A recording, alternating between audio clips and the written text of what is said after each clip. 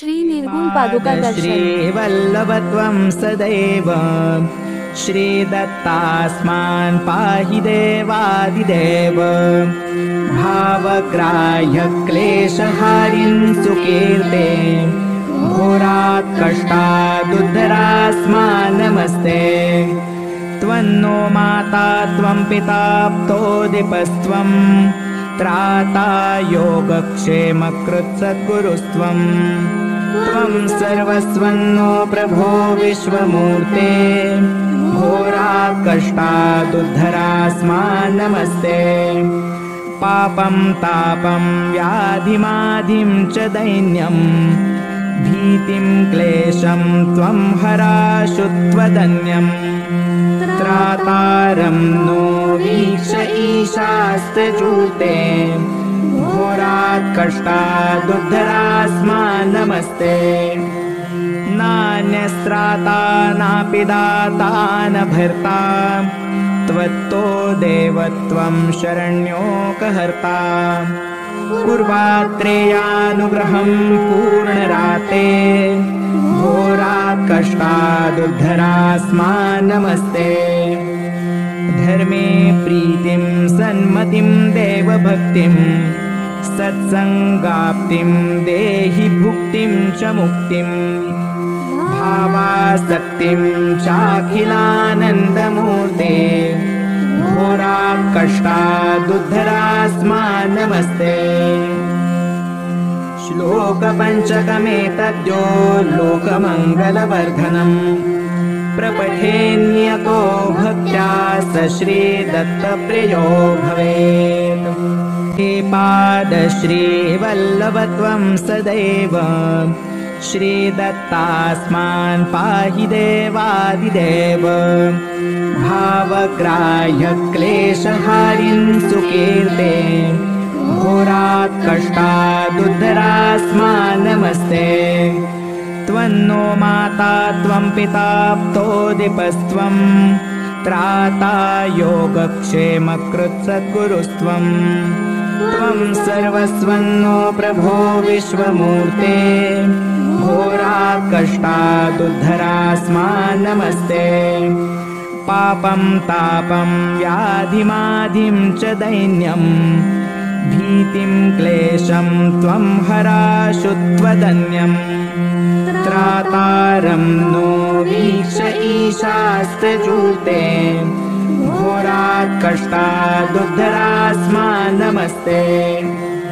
नान्यस्त्राता नापि दाता न भर्ता त्वत्तो देवत्वं शरण्योकहर्ता। कुर्वात्रेयानुग्रहं पूर्णराते घोरात् कष्टादुद्धरास्मान् नमस्ते। धर्मे प्रीतिं सन्मतिं देवभक्तिं सत्सङ्गाप्तिं देहि भुक्तिं च मुक्तिं।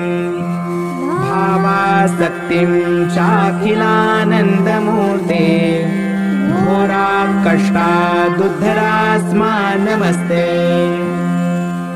श्लोकपञ्चकमेतद्यो लोकमङ्गलवर्धनम् प्रपठेन्यतो भक्त्या स श्रीदत्तप्रियो भवेत्।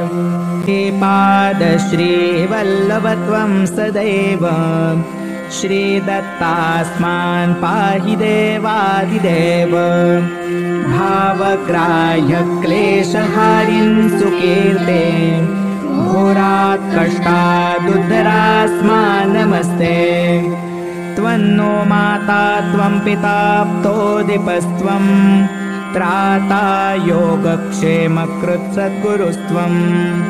त्वं सर्वस्वन्नो प्रभो विश्वमूर्ते घोरात् कष्टादुद्धरास्मान् नमस्ते। पापं तापं व्याधिमाधिं च दैन्यं भीतिं क्लेशं त्वं हराशु त्वदन्यम्। त्रातारं नो वीक्ष ईशास्त्रचूर्ते घोरात् कष्टादुद्धरास्मान् नमस्ते। नान्यस्त्राता नापि दाता न भर्ता त्वत्तो देवत्वं शरण्योकहर्ता कुर्वात्रेयानुग्रहं पूर्णराते घोरात् कष्टादुद्धरास्मान् नमस्ते धर्मे प्रीतिं सन्मतिं देवभक्तिं सत्संगाप्तिं देहि भुक्तिं च मुक्तिं भावासक्तिं चाखिलानन्दमूर्ते घोरात् कष्टादुद्धरास्मान् नमस्ते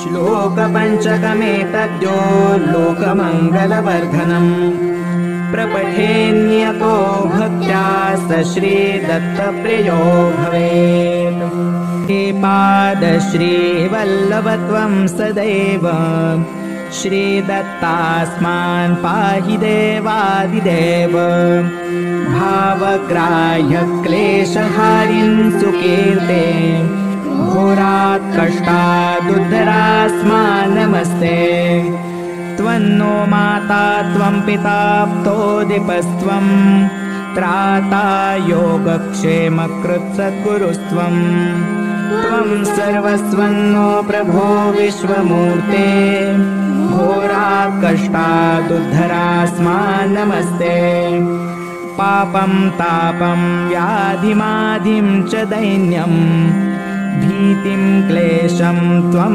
हराशु त्वदन्यम् त्रातारं नो वीक्ष ईशास्त्रजूते घोरात् कष्टादुद्धरास्मान् नमस्ते नान्यस्त्राता नापि दाता न भर्ता त्वत्तो देवत्वं शरण्योकहर्ता कुर्वात्रेयानुग्रहं पूर्णराते घोरात् कष्टादुद्धरास्मान् नमस्ते धर्मे प्रीतिं सन्मतिं देवभक्तिं सत्संगाप्तिं देहि भुक्तिं च मुक्तिं भावासक्तिं चाखिलानन्दमूर्ते घोरात् कष्टादुद्धरास्मान् नमस्ते श्लोकपञ्चकमेतद्यो लोकमङ्गलवर्धनम् प्रपठेन्यतो भक्त्या स श्रीदत्तप्रियो भवेत् इति श्रीवासुदेवानन्द सरस्वती विरचितं श्रीदत्तात्रेय प्रार्थना स्तोत्रं सम्पूर्णम्।